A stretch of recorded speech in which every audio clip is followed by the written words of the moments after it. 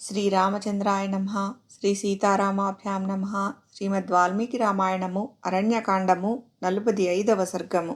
హా సీతా హా లక్ష్మణ అను ఆక్రందన వచనములను విని శ్రీరాముడు ఆపదలో చిక్కుబడినట్లు భావించి సీతాదేవి కలత చెందుట, శ్రీరామునకు సహాయపడుటకై వెళ్ళుమని ఆమె లక్ష్మణుని కోరుట, అందులకతడు సిద్ధపడకుండుటచే ఆమె పరుషోక్తులాడుట, విధిలేక లక్ష్మణుడు రాముని కడకు బయలుదేరుట.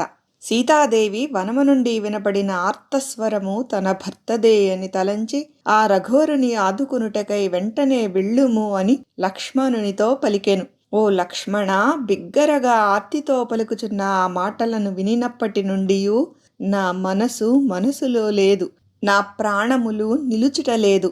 వనములో ఆక్రందించుచున్న నీ సోదరుని కాపాడుము. సింహముల మధ్య చిక్కుబడిన వృషభము వలె నీ అన్న రాక్షసుల వశమై ఆపదల పాలై రక్షణను కోరుచున్నాడు.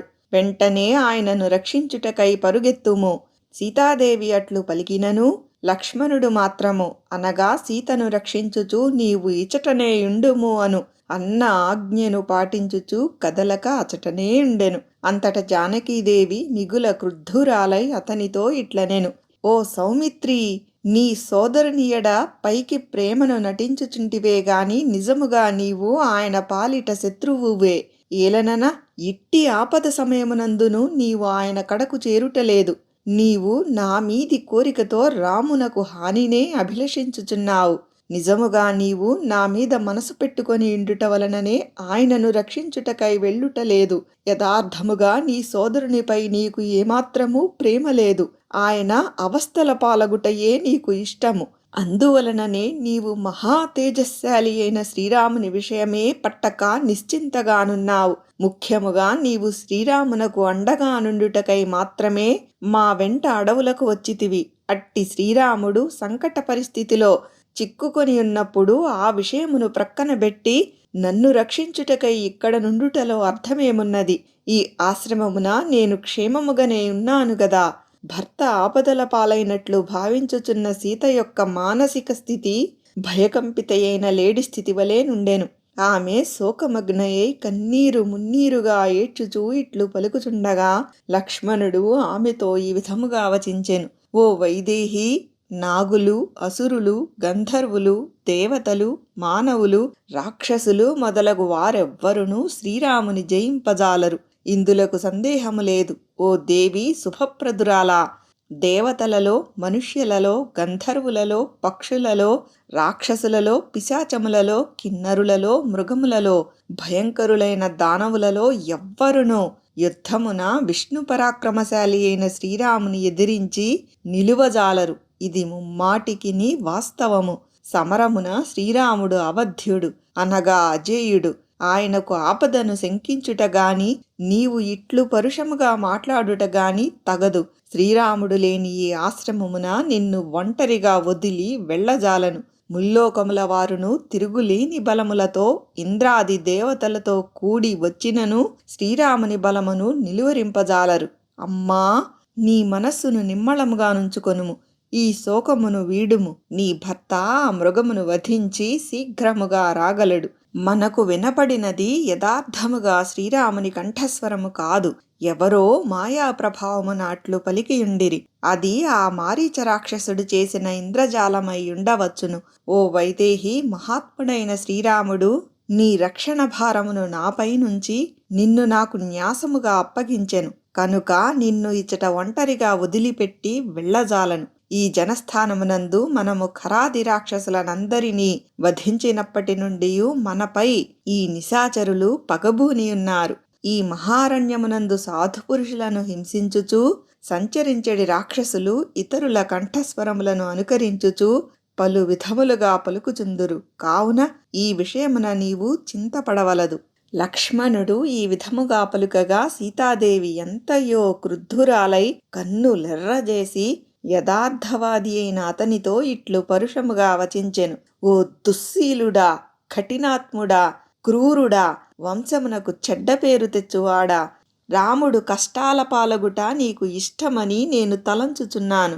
నా పతి ఇక్కట్లలో చిక్కుపడుట చూచి దుర్బుద్ధితో నీవు ఇట్లు మాట్లాడుచున్నావు. మేకవన్నె పులుల వలె క్రూరులైన నీ వంటి శత్రువులలో ఇట్టి పాపబుద్ధియుండుట ఆశ్చర్యము కాదు. ఓ లక్ష్మణ, నీవు పూర్తిగా దుష్టుడవు. శ్రీరాముడు ఒంటరిగా వనములకు వచ్చుట చూచి నన్ను పొందవలెననిడి కపట బుద్ధితో నీవు ఆయన వెంట వచ్చి ఉండవచ్చును. లేదా మాకు హాని తలపెట్టుటకై భరతుడే నిన్ను ప్రేరేపించి ఉండవచ్చును. ఓ సౌమిత్రి, ఎట్టి పరిస్థితులలోనూ నీ కోరిక గాని భరతుని పన్నాగము గాని నెరవేరదు సుమా. నల్ల కలువల వలె శ్యామవర్ణము గలవాడు, తామర రేకుల వలె విశాలములైన నేత్రములు గలవాడు అయిన నా భర్తను ఆశ్రయించుకొని ఉన్న నేను ఒక క్షుద్ర పురుషుని ఎట్లు కోరుకుందును? నా భర్త లేకుండా ఈ భూతలమున ఒక్క క్షణము కూడా బ్రతికియుండజాలను. ఇదిగో చూడుము, ఇప్పుడే నీ ఎదుటనే నేను నా ప్రాణములను త్యజింతును. ఇందులకు సందేహము లేదు. సీతాదేవి దిగ్భ్రమగొలుపునట్టి పరుషవచనములను పలుకగా లక్ష్మణుడు ఏమాత్రము తొణకక శిరసు వంచి నమస్కరించి ఆమెతో ఇట్లనెను. అమ్మా సీతాదేవి, నీవు నాకు పూజ్యురాలవైన దేవతవు. ఇక నీ ముందు మాట్లాడజాలను. స్త్రీలు ఇట్లు మిక్కిలి అనుచితముగా పలుకుట ఆశ్చర్యము కాదు. సాధారణముగా స్త్రీలు ఆయా సందర్భములలో ఇట్లు పరుషోక్తులాడుట లోక సహజము. కొన్ని పరిస్థితులలో వారు వినయాది ధర్మ మార్గములను అనుసరింపరు. వారి మనస్సులు చాంచల్యమునకు లోనగుచుండును. వారు క్రూరముగా ప్రవర్తింతురు. ఆప్యాయతకును బంధుభావనకును విఘాతము కలిగింతురు. జనక మహారాజు కూతురువైన ఓ సీతాదేవి, నీవు పలికిన ఈ నిష్ఠుర వచనములు నా చెవులకు కాచబడిన బాణపు ములుకుల వలె వేదన కలిగించుచున్నవి. ఇట్టి మాటలకు నేను తట్టుకొనజాలను. లోకమర్యాదను పాటించుచూ సముచితముగా మాట్లాడుచున్న నన్ను నీవు పరుషోక్తులాడుచుండుటను ఈ వనవాసులందరూ వినుచున్నారు. ఈ విషయమున నాకు వారెల్లరునూ సాక్షులు. నా సహజ స్వభావమును బట్టి నేను అన్నగారి ఆజ్ఞను పాలించుటయందే నిరతుడనై యుంటిని. అట్టి నన్ను దుష్ట స్వభావము గల సాధారణ స్త్రీవలే నీవు ఇట్లు శంకించుచున్నావు. అమ్మా, నీవు పొరపడుచున్నావు. దీనివలన ఏ కీడు రానున్నదో ఏమో. అమ్మా, శ్రీరాముని కడకు నేను బయలుదేరుచున్నాను. నీకు భద్రమగుగాక. తల్లీ, వనదేవతలందరూ నిన్ను రక్షించుచుందురుగాక. అమ్మా జానకీదేవి, నాకు భయంకరములైన అపశకనములు కన్పట్టుచున్నవి.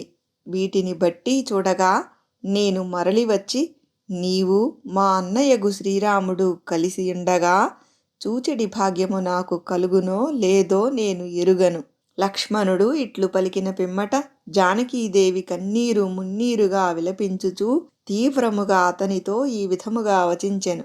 ఓ లక్ష్మణ, శ్రీరాముడు దూరమై నేను ఒక్క క్షణమైనను బ్రతుకజాలను. అందులకై గోదావరిలో దూకెదను, ఉరివేసుకొందును, లేదా పర్వత శిఖరము నుండి క్రింద పడెదను. తీవ్రమైన విషమును త్రాగెదను, అగ్నిలో ప్రవేశింతును. ఎట్టి పరిస్థితులలోనూ శ్రీరాముని తప్ప పరపురుషుని స్పృశింపను. సీతాదేవి దుఃఖమును భరింపలేక ఈ విధముగా లక్ష్మణునిపై విరుచుకొని పడెను. అనంతరము ఆమె గుండెలు బాదుకొనుచూ ఏడువసాగెను. ఆ విధముగా సీతాదేవి ఏడ్చుచూ ఆర్తితో అలమటించుట చూచి లక్ష్మణుడు మిగుల కలత చెందినవాడై ఆమెను ఓదార్చుటకు యత్నించెను. తనను ఓదార్చు నెపముతో ఆలస్యము చేయుచున్నందులకు లక్ష్మణునిపై కినుకబూని సీతాదేవి ఏమియూ మాట్లాడక మౌనము వహించెను. సీతాదేవి మొండి వైఖరికిని ఆమె పలికిన తీవ్ర వచనములకును నొచ్చుకొనిన లక్ష్మణుడు దోసిలి యొగ్గినవాడై ఒక ప్రక్కగా నిలబడి ఆమెకు నమస్కరించెను.